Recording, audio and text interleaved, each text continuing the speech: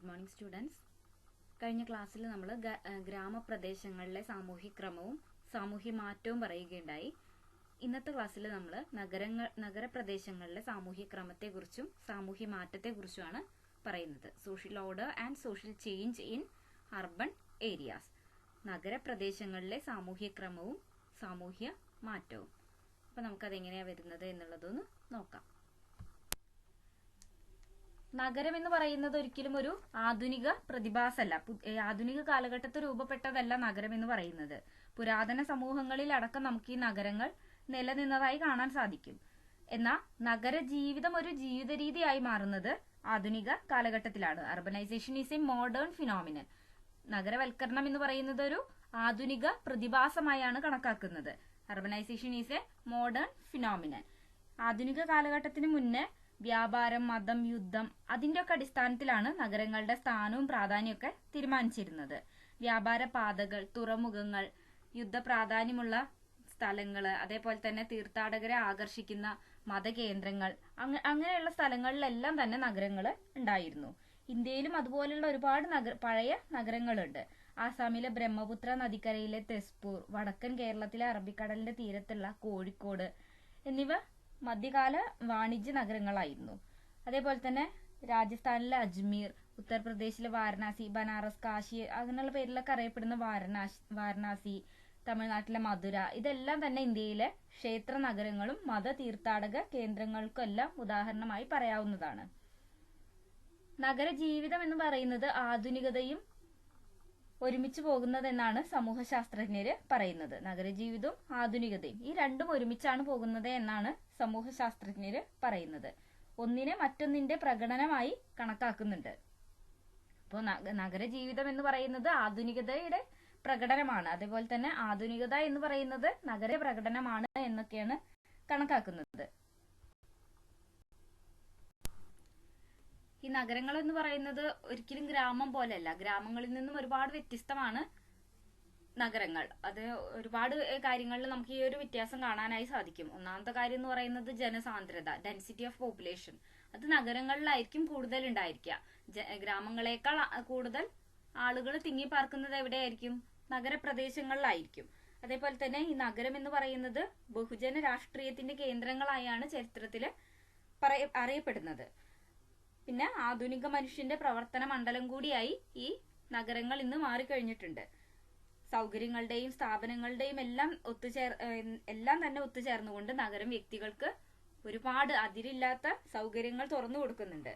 വ്യക്തിപരതയെ, ഈ ഇൻഡിവിജ്വാലിറ്റിയെ നിരുത്സാഹപ്പെടുത്തുന്ന ഗ്രാമത്തിൽ നിന്നും എല്ലാം തന്നെ തികച്ചും വ്യത്യസ്തമാണ് നഗരങ്ങൾ. ഈ നഗരങ്ങൾ അങ്ങനെ ഗ്രാമങ്ങളിൽ നിന്നും വ്യത്യസ്തമായി വ്യക്തികളെ പരിപോഷിപ്പിക്കുന്നുണ്ട്. ഒരുപാട് കലാകാരന്മാരും പണ്ഡിതന്മാരും എഴുത്തുകാരും എല്ലാം തന്നെ ഈ നഗരങ്ങളെ വ്യക്തികളുടെ പറുദീസ എന്നാണ് പ്രകീർത്തിച്ചിട്ടുള്ളത്. അങ്ങനെ പറയുന്നത് കൊണ്ട് ഒരിക്കലും നമുക്ക് അതൊരു തെറ്റായി കണക്കാക്കാൻ സാധിക്കില്ല. എന്നാൽ നഗരത്തിന്റെ സ്വാതന്ത്ര്യം, അവസരമൊക്കെ ലഭ്യമാകുന്നത് വളരെ കുറച്ചു പേർക്ക് മാത്രം. ആർക്കായിരിക്കും ഇത് കിട്ടുന്നുണ്ടായിരിക്കുക? സമൂഹത്തില് പിന്നോക്കം നിൽക്കുന്ന, സാമ്പത്തികമായും സാമൂഹികമായും മുന്നിൽ നിൽക്കുന്ന, ഉയർന്ന നിലയിലുള്ള ചെറിയൊരു ന്യൂനപക്ഷത്തിന് മാത്രം, കുറച്ച് ആളുകൾക്ക് മാത്രമേ ഈ നഗരത്തിന്റെ സ്വാതന്ത്ര്യവും അവസരമൊക്കെ ലഭിക്കുന്നുണ്ടായിരിക്കുള്ളൂ. നഗരജീവിതത്തിന്റെ സ്വാതന്ത്ര്യവും ആർഭാടമൊക്കെ ആസ്വദിക്കാൻ ഈ ഒരു വിഭാഗത്തിന്, ഈ ഒരു ന്യൂനപക്ഷത്തിന്, സാമൂഹികമായും സാമ്പത്തികമായും ഉയർന്ന നിലയിലുള്ള ഈ ഒരു ന്യൂനപക്ഷത്തിന് മാത്രമേ കഴിയുന്നുണ്ടാവുള്ളൂ. നഗരത്തിൽ ജീവിക്കുന്ന ഭൂരിഭാഗം ജനങ്ങൾക്കും പരിമിതമായ സ്വാതന്ത്ര്യം മാത്രമേ ലഭിക്കുന്നുണ്ടാവുള്ളൂ. സാമൂഹികമായും സാമ്പത്തികമായും അനേകം നിയന്ത്രണങ്ങൾ അവരുടെ മേല് ഉണ്ടായിരിക്കും. ഈ സമൂഹത്തില് പിന്നോക്കം നിൽക്കുന്ന, സാമ്പത്തികമായും സാമൂഹികമായും പിന്നോക്കം നിൽക്കുന്ന ആളുകളുടെ മേല് ഒരുപാട് നിയന്ത്രണങ്ങൾ ഉണ്ടായിരിക്കും. ജാതി, മതം, വംശം, പ്രദേശം, വർഗം എന്നിവയുടെ അടിസ്ഥാനത്തിലുള്ള ഗ്രൂപ്പ് വ്യക്തിത്വങ്ങളെ നഗരവും വളർത്തിയെടുക്കുന്നുണ്ട്. താരതമ്യേന ചെറിയൊരു സ്ഥലത്ത് ഒരുപാട് ആളുകൾ ഒന്നിച്ച് ജീവിക്കുമ്പോൾ അത് അവരുടെ വ്യക്തിത്വത്തെ, അവരുടെ സ്വത്വങ്ങളെ ശക്തിപ്പെടുത്തുന്നുണ്ട്. അതിനോടൊപ്പം തന്നെ നിലനിൽപ്പിനും ചെറുത്തുനിൽപ്പിനും അവരുടെ അവകാശങ്ങൾക്കും വേണ്ടിയുള്ള പോരാട്ടത്തിന് അവരെ സജ്ജമാക്കുകയും ചെയ്യുന്നുണ്ട്. പട്ടണങ്ങളിലേക്കും നഗരങ്ങളിലേക്കും സാമൂഹ്യ ക്രമത്തിലെ ഏറ്റവും പ്രധാന പ്രശ്നം എന്ന് പറയുന്നത് സ്ഥല ദൗർലഭ്യമായിരിക്കും. വളരെ കുറവ് സ്ഥലം മാത്രമേ ഉണ്ടാവുള്ളൂ. നമ്മളിപ്പോ ഒരുപാട് തെരുവുകളൊക്കെ കാണുന്നത് എവിടെയാ? നഗരപ്രദേശങ്ങളിലായിരിക്കും. ഒരു ചെറിയ പ്രദേശത്ത് എത്രയോ ആളുകൾ ഒന്നിച്ച് ജീവിക്കുന്നുണ്ടായിരിക്കും. അപ്പൊ സ്ഥല ദൗർലഭ്യം എന്നുള്ളതാണ് പട്ടണങ്ങളിലെയും നഗരങ്ങളിലൊക്കെ സാമൂഹികക്രമത്തിലെ ഏറ്റവും പ്രധാന പ്രശ്നമായിട്ട് വരുന്നത്. ഉയർന്ന ജനസാന്ദ്രതയെ ഉൾക്കൊള്ളാനുള്ള സ്ഥല സൗകര്യങ്ങൾ ഈ നഗരങ്ങളിൽ ഉണ്ടായിരിക്കില്ല. അത് സങ്കീർണമായ പല പ്രശ്നങ്ങളും ഉണ്ടാക്കുന്നുണ്ടായിരിക്കും. ഈ ഒരു സാഹചര്യത്തില് നഗരത്തിന്റെ സ്ഥല സൗകര്യങ്ങൾ ഉറപ്പുവരുത്തുക എന്നതാണ് നാഗരിക സാമൂഹ്യ ക്രമത്തിന്റെ ഏറ്റവും പ്രധാന ചുമതലയായി മാറുന്നത്. പാർപ്പിട സൗകര്യങ്ങൾ ഏർപ്പെടുത്തുക, തൊഴിലാളികൾക്ക് ജോലിക്ക് പോകാനും തിരിച്ചു വരാനുമുള്ള ഗതാഗത സൗകര്യങ്ങൾ പ്രദാനം ചെയ്യുക, വാസസ്ഥലങ്ങളും പൊതുസ്ഥലങ്ങളും വ്യാവസായിക കേന്ദ്രങ്ങളും എല്ലാം തന്നെ ഒരേ മേഖലയിൽ നിലനിർത്തിക്കൊണ്ട് പോവുക. അതേപോലെ തന്നെ പൊതുജന ആരോഗ്യം, ശുചിത്വം, സമാധാന പരിപാലനം, പൊതുസുരക്ഷ, അങ്ങനെയുള്ള കാര്യങ്ങളെല്ലാം ഉറപ്പുവരുത്തുക. ഇതൊക്കെ തന്നെ ഈ ഒരു ചുമതലയിൽ ഉൾപ്പെടും. ഇതിലെ ഓരോ ചുമതലയും ഭാരിച്ച ചുമതലകളായി തന്നെ നമുക്ക് പറയേണ്ടതായിട്ടുണ്ട്. അവ ആസൂത്രണം ചെയ്യുമ്പോഴും അത് നടപ്പാക്കുമ്പോഴും അത് നിലനിർത്തി പോകുമ്പോഴും എല്ലാം തന്നെ വലിയ വലിയ വെല്ലുവിളികൾ നേരിടേണ്ടതായി വരും. ജാതിയുടെയും മതത്തിന്റെയും വംശത്തിന്റെയും വർഗത്തിന്റെയും എല്ലാം അടിസ്ഥാനത്തിലുള്ള ഒരുപാട് ഭിന്നതകളും പിരിമുറുക്കങ്ങളും സജീവമായി നിലനിൽക്കുന്ന ഒരു പശ്ചാത്തലത്തിലാണ് ഈ കാര്യങ്ങളെല്ലാം തന്നെ ചെയ്യേണ്ടതായി വരുന്നത്. അത് പ്രശ്നങ്ങൾ കൂടുതൽ സങ്കീർണമാക്കുകയാണ് ചെയ്യുന്നത്. കൂടുതൽ പ്രശ്നങ്ങൾ സൃഷ്ടിക്കുകയാണ് ഇത് ചെയ്യുന്നത്. അപ്പൊ അതിനൊരു ഉദാഹരണം പറയുകയാണെങ്കിൽ നഗരങ്ങളിൽ പാർപ്പിട സൗകര്യം, പാർപ്പിട ദൗർലഭ്യം ദരിദ്രരെ ഭവനരഹിതരാക്കുക, അവർക്ക് വീടില്ലാത്തൊരവസ്ഥ ഉണ്ടാക്കുകയാണ് ചെയ്യുന്നത്. അപ്പൊ അവരെന്ത് ചെയ്യേണ്ടി വരും? തെരുവുകളിലും നടപ്പാതകളിലും പാലങ്ങളിലും മേൽപ്പാലങ്ങളിലും അതേപോലെ ഉപേക്ഷിക്കപ്പെട്ട കെട്ടിടങ്ങള്, ഒഴിഞ്ഞ ഇടങ്ങള്, അവിടെ ഒക്കെ പോയി ജീവിക്കാൻ അവർ നിർബന്ധിതരാകും. വീടില്ല, അതുകൊണ്ട് തന്നെ എന്ത് ചെയ്യേണ്ടി വരും?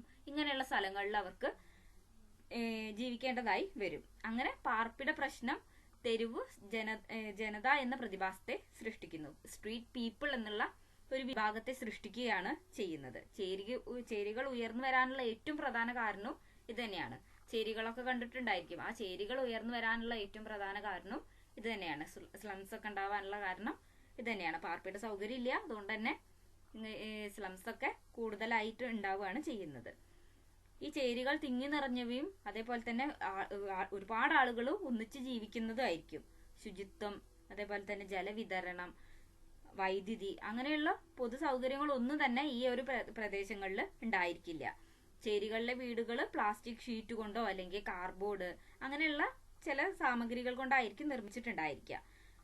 പിന്നെ ഇവർക്ക് സ്ഥിരമായിട്ടുള്ള സ്വത്തവകാശം ഇല്ലാത്തതുകൊണ്ട് തന്നെ അവിടെ ദാതമാരുടെ ഒരു വിളയാട്ട കേന്ദ്രമായി മാറുന്നുണ്ട്.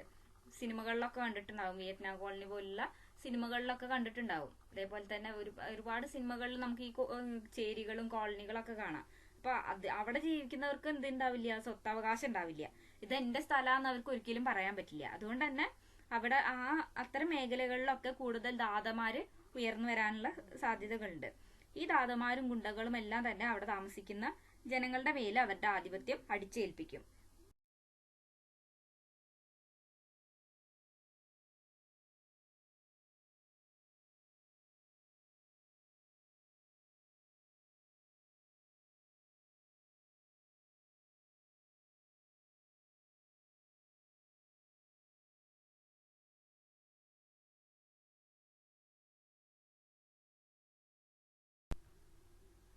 ലോകത്തിലുള്ള ഏതൊരു നഗരം നോക്കുകയാണെങ്കിലും അവിടുത്തെ വാസസ്ഥലങ്ങളെല്ലാം തന്നെ ജാതി, മതം, അതേപോലെ തന്നെ വർഗം, വംശം, വംശീയത, അതിന്റെ ഒക്കെ അടിസ്ഥാനത്തിൽ വേർതിരിക്കപ്പെട്ടതായി നമുക്ക് കാണാൻ സാധിക്കും. അവയ്ക്കിടയിൽ പലപ്പോഴും സംഘർഷങ്ങളും വേർതിരിവുകളും ഉണ്ടാവുന്നുണ്ടാവും. ആ സംഘർഷങ്ങളും വേർതിരിവുകളും പലപ്പോഴും സാമൂഹ്യ മാറ്റങ്ങൾ ഉണ്ടാക്കാൻ കാരണമാകാറുണ്ട്. ഇതിനുള്ള ഒരു ഉദാഹരണം എന്ന് പറയുന്നത് ഇന്ത്യയിലെ മതസമുദായങ്ങൾ തമ്മിൽ സാമുദായിക സംഘർഷങ്ങൾ ഉണ്ടാവുമ്പോൾ അത് പലപ്പോഴും അയൽപ്പക്കങ്ങളെ ഒരു ഏക സമുദായമാക്കി മാറ്റാറുണ്ട്. ഒരു ജാതിയിൽപ്പെട്ടവരൊക്കെ ഒറ്റക്കെട്ടും ബാക്കിയുള്ളവര് വേർതിരിച്ചു നിർത്തുക, അവരെ ഒറ്റപ്പെടുത്തുന്ന ഒരു അവസ്ഥ ഉണ്ടാവാറുണ്ട്. അതിനെയാണ് എന്ത് പറയുന്നത്? ഏക സമുദായവൽക്കരണം എന്ന് പറയുന്നത്, ഗെറ്റോയിസേഷൻ എന്ന് പറയുന്നത്.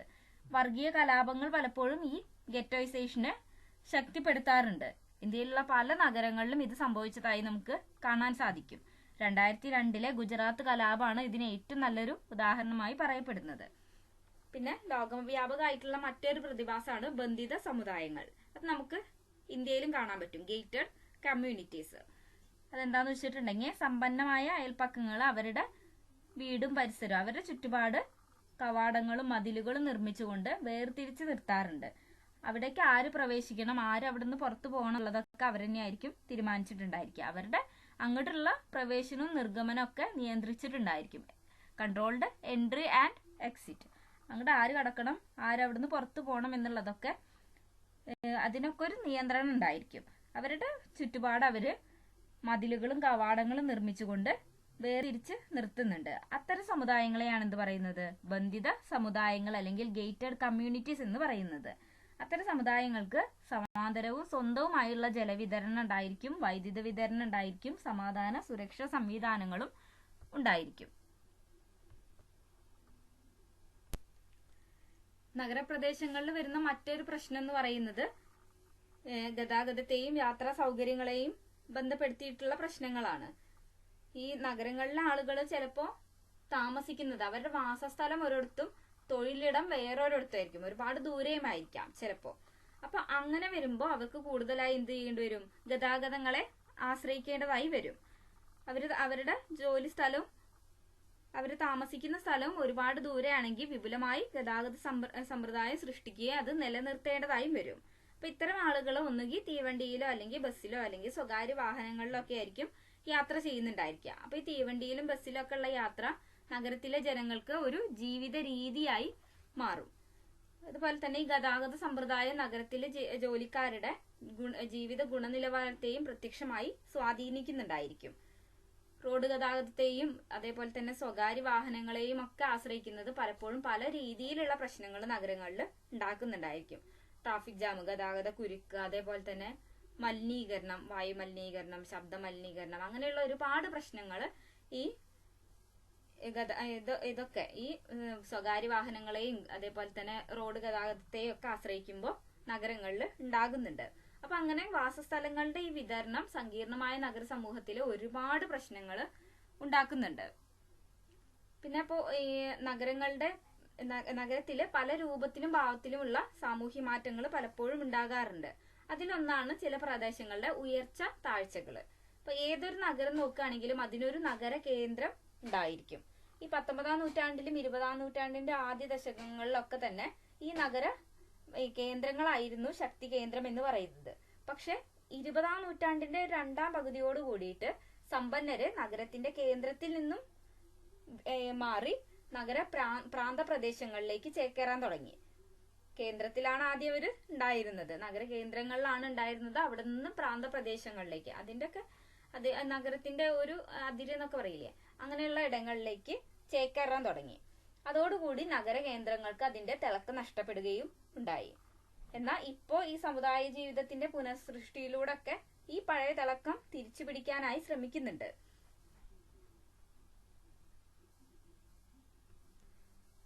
ഇതുമായി ബന്ധപ്പെട്ട മറ്റൊരു പ്രതിഭാസമാണ് കുലീനവൽക്കരണം എന്ന് പറയുന്നത്, ജെൻട്രിഫിക്കേഷൻ എന്ന് പറയുന്നത്. താഴ്ന്ന വർഗത്തിലുള്ള ഒരു സമൂഹം മധ്യവർഗമായിട്ടോ അല്ലെങ്കിൽ ഉപരിവർഗമായിട്ടോ മാറുന്നതിനെ, പരിവർത്തനം ചെയ്യുന്നതിനെയാണ് എന്ത് പറയുന്നത്, കുലീനവൽക്കരണം എന്ന് പറയുന്നത്, ജെൻട്രിഫിക്കേഷൻ എന്ന് പറയുന്നത്. താഴ്ന്ന വർഗത്തിൽപ്പെട്ട ഒരു സമൂഹം മധ്യവർഗമായോ ഉപരിവർഗമായോ പരിവർത്തനം ചെയ്യുന്നതിനെയാണ് കുലീനവൽക്കരണം എന്ന് പറയുന്നത്. ഈ ഭൂമിയുടെ വില കൂടുക, അതേപോലെ തന്നെ വാടക മൂല്യം കൂടുക, അങ്ങനെയുള്ളതൊക്കെ വരുമ്പോൾ താഴ്ന്ന വർഗത്തിൽ പെട്ടവര് അതിൽ നിന്നും ലാഭം ഉണ്ടാക്കുകയും ഉയർന്ന വർഗമായി മാറാനും ശ്രമിക്കും. അതേപോലെ തന്നെ ചിലപ്പോൾ അത് നേരെ തിരിച്ചും വരാനുള്ള സാധ്യതയുണ്ട്. അവരുടെ പരിശ്രമങ്ങൾ പരാജയപ്പെടുകയാണെങ്കിൽ അവര് പഴയ സ്ഥാനത്തേക്ക് തന്നെ കുത്തനെ പതിച്ചു എന്നും വരാം. പിന്നെ ഈ ഗതാഗത രീതിയിലുള്ള മാറ്റങ്ങളും നഗരങ്ങളിൽ പ്രധാനമായ സാമൂഹ്യ മാറ്റങ്ങൾ കൊണ്ടുവരുന്നുണ്ട്. കാര്യക്ഷമമായ സുരക്ഷിതത്വവും താങ്ങാനാവുന്ന തരത്തിലുള്ള ഒരു പൊതുഗതാഗത സൗകര്യവും നഗരജീവിതത്തിൽ വലിയ വ്യത്യാസങ്ങൾ തന്നെ സൃഷ്ടിക്കുന്നുണ്ട്. നഗരത്തിലെ സാമൂഹ്യ സ്വഭാവത്തെ രൂപപ്പെടുത്തുന്നതിനും ഇതിന് സാധിക്കുന്നുണ്ട്. അതിനോടൊപ്പം തന്നെ നഗരത്തിലെ സാമ്പത്തിക ഭാഗധേയത്തെ സ്വാധീനിക്കാനും ഇതിന് സാധിക്കുന്നുണ്ട്. പൊതുഗതാഗതത്തെ ആശ്രയിക്കുന്ന നഗരങ്ങളും സ്വകാര്യ വാഹനങ്ങളെ ആശ്രയിക്കുന്ന നഗരങ്ങളും തമ്മിലുള്ള വ്യത്യാസത്തെ കുറിച്ച് പല പണ്ഡിതന്മാരും ഇന്ന് എഴുതിയിട്ടുണ്ട്. ഇപ്പോൾ ന്യൂയോർക്ക്, ലണ്ടൻ അങ്ങനെയുള്ള നഗരങ്ങളൊക്കെ പൊതുഗതാഗത സൗകര്യങ്ങളെ ആയിരിക്കും ആശ്രയിക്കുന്നത്. എന്നാൽ ലോസ് ആഞ്ചലസ് പോലുള്ള നഗരങ്ങൾ സ്വകാര്യ വാഹനങ്ങളെയാണ് കൂടുതൽ ആശ്രയിക്കുന്നത്. അപ്പൊ അവ തമ്മിലുള്ള വ്യത്യാസത്തെ കുറിച്ച് പലരും എഴുതിയതായി നമുക്ക് കാണാം. പിന്നെ ഈ നഗരങ്ങളിലെ സാമൂഹ്യ മാറ്റമായി ബന്ധപ്പെട്ടുള്ള മറ്റൊരു പ്രധാന പ്രശ്നം എന്ന് പറയുന്നത് തുടർച്ചയായിട്ടുള്ള ജനസംഖ്യാ പെരുപ്പമാണ്. അതെങ്ങനെ ആ ജനസംഖ്യ പെരുപ്പായിട്ട് എങ്ങനെ നഗരങ്ങൾ ഒത്തുപോകും എന്നുള്ളതും ഒരു പ്രധാന തന്നെയാണ്. നഗരത്തിലെ സ്വാഭാവികമായ ജനസംഖ്യാ പെരുപ്പത്തിന് പുറമെ കുടിയേറ്റക്കാരുടെ പ്രവാഹവും ജനസംഖ്യാ വർധനവിന്റെ ആക്കം കൂട്ടുന്നുണ്ട്. പിന്നെ നമ്മൾ നഗരങ്ങളിലെ സാമൂഹ്യ ക്രമവും സാമൂഹ്യ മാറ്റവും എങ്ങനെയാണ് എന്നുള്ളതാണ് പറഞ്ഞിട്ടുണ്ടായിരുന്നത്. ഗ്രാമങ്ങളെ അപേക്ഷിച്ച് വളരെ പെട്ടെന്നാണ് സാമൂഹ്യ മാറ്റം നഗരങ്ങളിൽ ഉണ്ടാകുന്നത്. ഗ്രാമങ്ങളിൽ നിന്ന് തികച്ചും വ്യത്യസ്തമായതാണ് നഗരങ്ങൾ. ഈ നഗരങ്ങളിൽ പെട്ടെന്ന് സാമൂഹ്യ മാറ്റം ഉണ്ടാകും. സാമൂഹ്യ ക്രമത്തെ എതിർക്കുന്ന ഒരു വിഭാഗമാണ് നഗരങ്ങളിലുള്ളവര് ഉണ്ടായിരിക്കുക. ഇത്രയും കാര്യങ്ങളാണ് നമുക്ക് ഇന്നത്തെ ക്ലാസ്സിൽ പറയാനുള്ളത്. Thank you.